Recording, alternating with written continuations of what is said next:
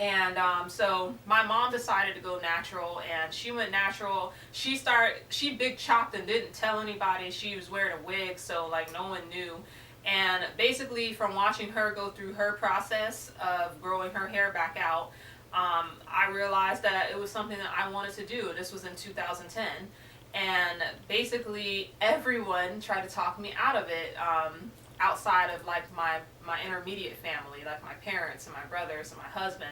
They were all fine with it, but like the person who did my hair was like, "Oh, you're not going to be able to handle it. You have too much hair." She was like, "You have more hair than a normal person, and you can't handle your natural hair." And she tried to convince me to get a Mizani butter blend, which is a texturizer. She was like, "Put this in your hair, and then you'll like it more because it'll be curly." And I was like, "Well, my hair has always been curly, like my whole life. Like, I've been natural more in my life than I have had a relaxer, so I know what my natural hair looks like, and I know that it's manageable because my mom managed it and I managed it." So I was like, "No, I'm not going to do that. I'm going to big chop, and I'm going to see how my hair looks and see if I can take care of it before I allow you to put any chemicals in my hair." And well, anyway, so my mom went natural in 2010, and I wanted to go natural, and I was talked out of it several times by other people. And then finally in 2011, I think it was, I finally was like, "This is going to be my last relaxer." So basically, nobody thought, I did like a kind of like semi big chop where I had like a really cute bob. No one thought I was going to do that, but I did. And then 3 months later, I just went ahead and I did the full big chop. And apparently now everybody's like, "We can't believe that you did that because you were like so obsessed with your hair." And I was like, I never want to be known for being obsessed with my hair. I'm like, I am not my hair. Like, it's just hair. It grows back. Like, my hair fell out. I've cut my hair several times. It's just hair. And so it really surprised me when like a lot of people were like, "Oh my God, you cut your hair. I can't believe you did that." And like one guy was like, "Your hair is your crowning glory to God. How dare you cut it?" I wanted to slap him. I was like, first of all, don't come in here telling me anything about some crowning glory to God. I do not want to hear that. I have half an inch of hair, and then you want to tell me some stuff like that? How do you think that makes me feel? So when I did my big chop, I blocked everybody out. I didn't want to hear anything about, "Your hair used to be so long. It used to be so good. You had good hair. I hope it looks good when it grows back." I was like, "Look, I'm doing this for me, and I don't care about what any of you think or what you thought I was or what you thought about my hair the way that it was before. This is what I'm doing now." And I just, man, like I just got through that year like it was amazing. I big chopped, and it's just, I felt so light and so free not having to go to the salon anymore. Back to doing my own hair, back to my curls, back to being happy. I felt like a weight was lifted off of me.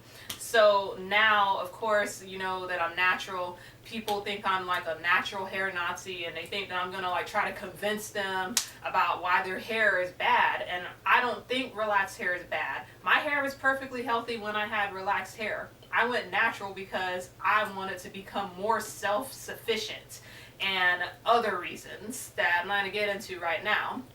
But people think that I'm going to preach them about natural hair, and so they'll come up to me and be like, "Well, you have good hair. That I can't do that. I just couldn't do that. I have slave hair."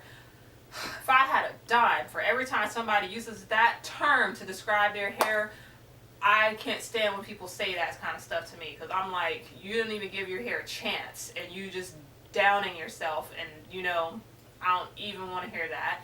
So my hair story is just going to keep going because I don't feel like I'm ever going to get another relaxer.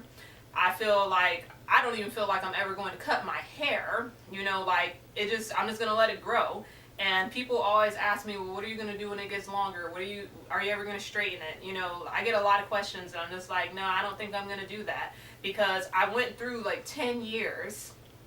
No, not 10 years. I went through like 7 years of going to the salon once every 2 weeks and like just giving my money away, and I added it up and it was like something like $10,000 in like 7 years. And I was like, I spent $10,000 on my hair in 7 years. That's ridiculous. So just that was just like an experience. And so I just want my hair to be simple, and that's kind of like the take that I have on natural hair and my whole hair journey. And you know, like if I have kids, I want them to be okay with how their hair looks and not feel like they have a freakish amount of hair, or not feel like it needs to be straight or some stupid stuff like that.